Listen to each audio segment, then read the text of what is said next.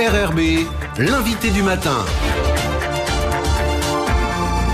Bonjour Elisabeth Noir. Bonjour Nicolas. Ce matin, vous recevez Thierry Santa. Thierry Santa, le président du Rassemblement Les Républicains, bonjour. Bonjour. Merci d'avoir accepté notre invitation après le congrès que votre parti réunissait samedi matin à la Reine du Sud, à Païta. Alors c'était le premier congrès depuis votre élection effective à la tête du Rassemblement. Depuis votre élection en octobre dernier, qu'est-ce que vous avez fait? Vous avez en fait réorganisé le parti, le remettre en ordre de marche? Exactement, ça a été la démarche que j'ai demandé au nouveau secrétaire général Didier Jean Leroux de mettre en œuvre au sein de la structure. C'est ce qui a été fait. On a fait beaucoup de déplacements, que ce soit dans le Nord, que ce soit dans les îles, pour relancer un peu tous nos référents qui sont sur tout le territoire de la Nouvelle-Calédonie et mettre tout le monde en ordre de marche, comme vous dites, pour la campagne référendaire qui s'annonce. Alors un congrès à huis clos, pourquoi?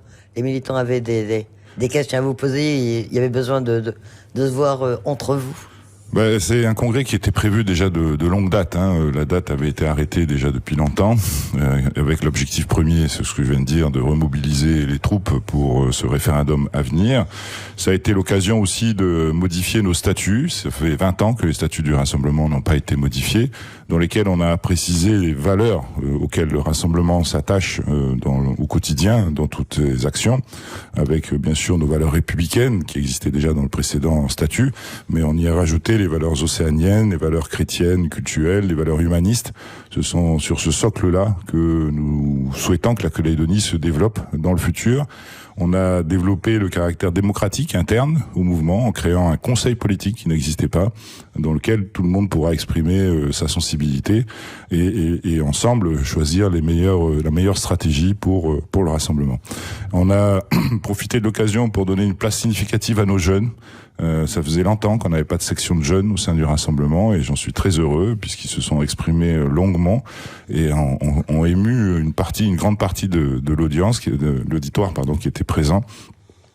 Et ont prouvé leur engagement et leur volonté, leur dynamisme de participer donc à cette campagne d'abord, mais aussi à la réflexion sur l'après 12 décembre. Quel rôle est-ce que vous voulez voir jouer au Rassemblement aujourd'hui? On sait que c'est un parti historique, qu'il est signataire des accords de Matignon et de Nouméa. Aujourd'hui, quel rôle vous le voyez sur la scène politique calédonienne? Le Rassemblement, vous l'avez dit, est le parti historique. C'est lui qui a signé tous les accords, qui a permis à la Calédonie de retrouver la paix et a permis à la Calédonie de se développer au point où elle en est aujourd'hui. C'est un parti dans lequel on a des fondamentaux qui ont pour objectif de faire en sorte que chacun, ici en Nouvelle-Calédonie, quelles que soient ses origines et quelles que soient ses spécificités, trouve sa place, soit légitime comme enfant de cette terre. C'est le fondement même de notre démarche. Et c'est cette démarche-là, cette manière de voir les choses qui nous guide tous les jours dans nos actions à tous les niveaux. Alors, sans doute, étant donné le calendrier, les adhérents ont dû vous interroger sur l'élection du président du Congrès. Qu'est-ce qui s'est passé réellement? On a eu l'impression à un moment que c'était un peu le Rassemblement contre tous les autres partis loyalistes. C'est ça qui s'est passé? Je dirais pas ça. C'est vrai que pour cette élection du Congrès, on s'est rendu compte qu'il y avait eu quelques doutes dans l'esprit de quelques-uns de mes collègues, ce qui est compréhensible. On est à la veille du dernier référendum de l'accord de Nouméa, à la veille d'un choix décisif pour notre avenir. Donc je peux comprendre que certains électeurs aient été inquiets en pensant que l'élection du Congrès de la Nouvelle-Calédonie allait définir le résultat du 12 décembre à venir. Moi, ce que je dis à tout le monde, c'est que, vous savez, quand un Calédonien va se retrouver dans l'isoloir devant l'urne le 12 décembre, il va pas se poser la question de savoir s'il y a eu un accord avec Calédonie Ensemble ou qui est le président du Congrès de la Nouvelle-Calédonie. Il va se demander quel est le meilleur pour son avenir, l'avenir de ses enfants, l'avenir de la Nouvelle-Calédonie. Ce sont ces questions-là qu'il va se poser avant de mettre le bulletin dans l'urne. Et notre rôle à nous, aujourd'hui, c'est d'aller à la rencontre de toutes ces personnes qui se posent des questions, tous ces indécis, pour leur expliquer clairement que la meilleure réponse à toutes ces questions, c'est de mettre le bulletin non dans l'urne le 12 décembre prochain. Les autres partis vous ont demandé pourtant solennellement à un moment de retirer la candidature de Virginie Ruffnac et d'accepter un accord qui avait été préparé. Vous avez hésité ou pour vous la question ne se posait pas? Je n'ai jamais hésité parce que toutes les propositions qui ont été formulées n'avaient que pour seul objectif de faire élire la candidate de Calédonie Ensemble. Et en ce qui me concerne, c'était impossible. Impossible si on respecte les Calédoniens, si on respecte le choix démocratique des Calédoniens. Je rappelle juste aux auditeurs que l'AEC a été élue en 2019 parce que nous nous sommes opposés à la politique menée par Calédonie Ensemble et le Palika.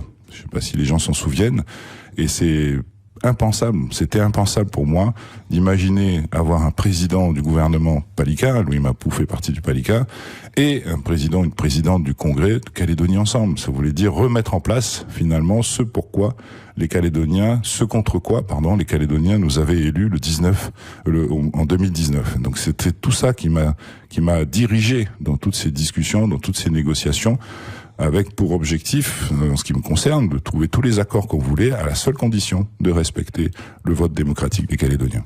Quoi qu'il en soit, est-ce que cette élection du président du Congrès va laisser des traces maintenant au sein de l'Avenir en Confiance, au sein des loyalistes? Je le souhaite pas.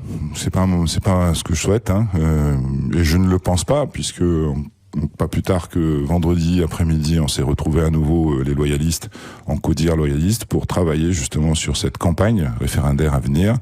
Je crois que tout le monde a conscience de l'importance de cette campagne, que l'unité des loyalistes doit être maintenue pour que la campagne se passe de la manière la plus efficace possible, avec toute la diversité que nous représentons au sein des loyalistes. Nous sommes plusieurs mouvements politiques affiliés aux loyalistes, et c'est par la diversité de notre discours, je crois, qu'on pourra aller chercher le plus de noms possible le 12 décembre prochain. Justement, sur quoi est-ce que vous allez faire campagne? On sait qu'il y a le document sur les conséquences du oui et du non qui a été publié par l'État. Est-ce que ça va servir de base à votre démonstration? Quels vont être les thèmes essentiels pour la campagne pour le non? Bien entendu qu'on va se servir du document que l'État a rédigé, qui est un document qui détaille précisément les conséquences économiques, financières, sociales, humaines d'une indépendance, et surtout qui fait apparaître l'impossibilité, je dis bien l'impossibilité aujourd'hui pour la Calédonie de devenir indépendante. Mais au-delà de ça, je crois qu'il faut qu'on parle également au cœur des gens. Il faut qu'on aille au plus près de la population, il faut qu'on aille au contact de la population. C'est pas forcément en faisant des grands meetings comme on l'a fait la dernière fois, où on a peut-être un peu plus parler aux convaincus ou aux déjà convaincus. L'objectif, c'est d'aller convaincre ceux qui se posent des questions, les indécis. Et ceux-là, ils viennent pas forcément dans des grands meetings. Il faut aller chez eux, il faut aller leur parler directement et leur expliquer que le non à l'indépendance, c'est ce qui va permettre à la Calédonie de continuer à se développer. C'est le fait de rester français qui va nous permettre de respecter nos différences, nos spécificités, qui va permettre à l'économie de continuer à se développer, qui va permettre d'aller peut-être d'être un peu plus solidaire au bénéfice des plus démunis, parce que je sais que c'est aussi un élément important pour une grande partie de la population, les inégalités sociales. C'est tout ça c'est le non qui va nous permettre de nous projeter dans l'avenir, à l'inverse du oui qui sera une régression à tous les niveaux en Nouvelle-Calédonie. Et si le non l'emporte le 12 décembre, quel projet est-ce que vous allez proposer aux Calédoniens? C'est aussi une question qu'ils se posent. Qu'est-ce qui se passe après? Il y a cette période d'1 an et demi pour discuter, pour préparer un projet éventuellement, mais est-ce que vous avez un projet à leur proposer?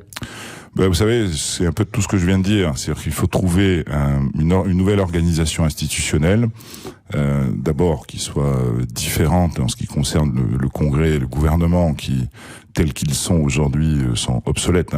Tous les événements de ces derniers jours, de ces dernières semaines le prouvent.